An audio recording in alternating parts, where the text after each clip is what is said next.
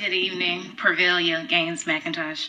I've been a public education advocate for over 12 years now, so I'm here tonight in opposition to the boundary changes for Butler Middle School and in opposition to the school becoming a dedicated magnet. My question to you, to the board and the superintendent, are you doing all you can to save public education? Because understand this, when we start picking and choosing who we educate, that's the end of public education as we know it. I know this action you are proposing tonight in your eyes is intended to save Butler Middle School, but in the process, our community loses another neighborhood school. So I ask again, are you really doing all you can? Our community keeps losing in the public education arena, and we aren't really gaining anything. We lost Stanton, we didn't gain anything.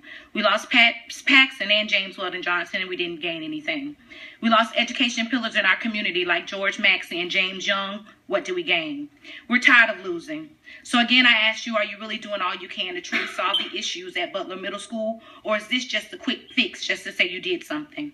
It's drastic times, and drastic times call for drastic measures. You don't have to wait for the state to tell you what to do in order to do something substantial. It's time for transformational leadership. So I have a proposal and something for you all to think about.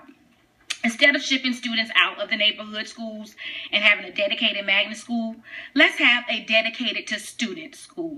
And let's ship the right teachers and the right administration into the schools.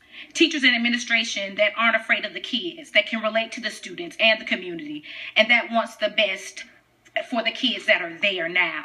Administrators who understand the environment and the kids and are willing to do whatever it takes to facilitate success inside and outside of the classroom. Administrators who can move the school with whomever and whatever is given to them, not administrators who try to change the school culture to fit their management styles.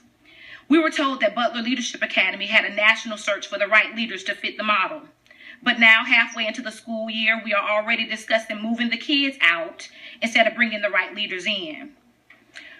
When will the district take accountability for bad decision making instead of making the children suffer? When you go to the hospital, if you are going for a regular appointment, then it's business as usual.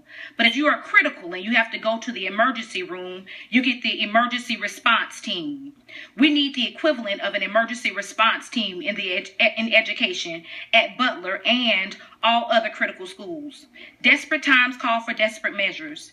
If you have to go to Shan's trauma unit, they get you in, get you hooked up to an IV, check your vitals, and have a diagnosis for you all in a matter of minutes. That's because it's a critical situation and it calls for a different degree of skills and expertise. They go with the best of the best who have years of experience in their fields. If they put first-year surgeons in such a critical position, it will look like they were purposely trying to kill their patients. So again, I ask, are you doing all you can to save public education?